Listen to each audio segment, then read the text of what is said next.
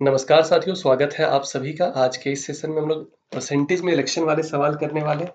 Percentage में आप देखेंगे एक टाइप जो है वो आपका इलेक्शन पर बेस्ड होता है, जहाँ पे इलेक्शन के कई तरीके के सवाल बनते हैं। इस सवाल की अगर हम लोग बात करें, ये जो है आपका मेंस लेवल का सवाल है। प्री में भी सवाल आते हैं इलेक्शन के, पर इस लेवल के नहीं होते, उसमें थोड़ी ईजी होते हैं। मेंस में थोड़ा क्या होता है कि क्वेश्चन को थोड़ा घुमा दिया जाता है। उसी तरीके से ये सवाल आप देखते हैं।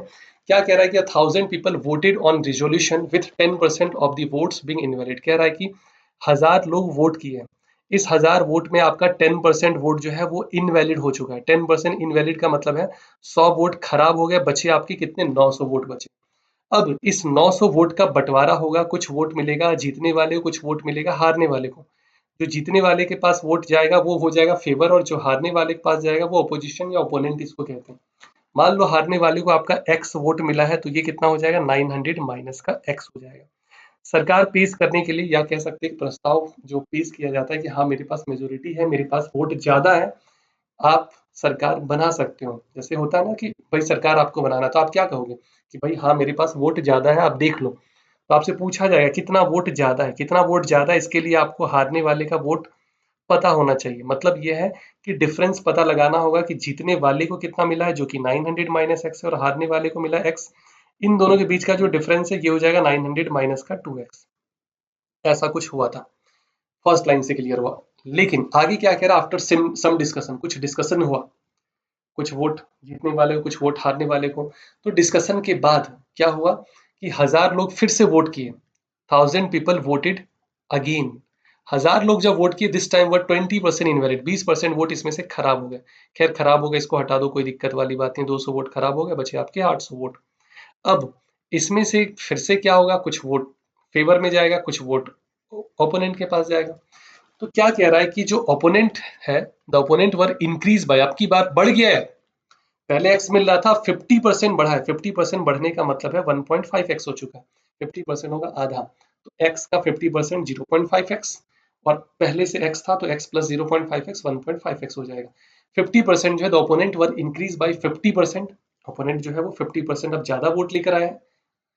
While the motion was now rejected, अब की बार मोशन जो है, जो प्रस्ताव है वो रिजेक्ट कर दिया गया।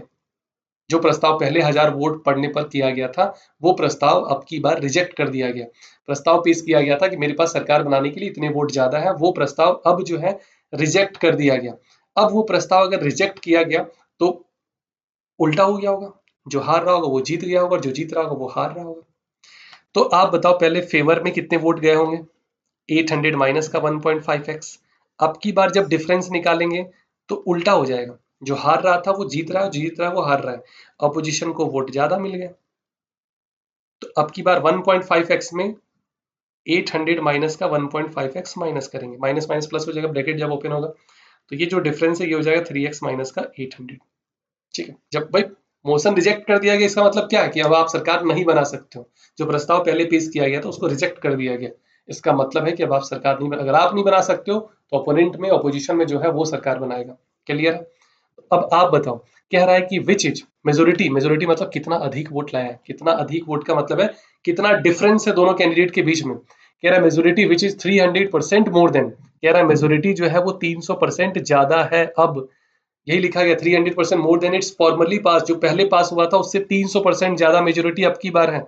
मतलब जो डिफरेंस पहले था उससे 300% ज्यादा है। मतलब अगर 100 का डिफरेंस पहले था तो अब की बार 400 का डिफरेंस है। 300 नहीं 400, क्योंकि 300% ज्यादा है, इसीलिए 4:1 का रेशियो बना है। अगर 300% लिखा होता सिर्फ, तो ये आपका 3 और 1 का रेशियो बनता। 300% मोर बोला गया था, तो यहाँ हो जाएगा क्रॉस मल्टीप्लाई करने पर 3x माइनस का 800, और ये 4 9 जा 36, और माइनस का 8x। एक्स एक्स को एक तरफ कर देंगे, 11x इज इक्वल टू 4400 हो जाएगा, और यहाँ से x मिल जाएगा आपको 400। इसका मतलब जो हारा इस बार वो जीत गया, समझ रहे हो। क्या पूछा है कि how many people voted against the resolution after pass.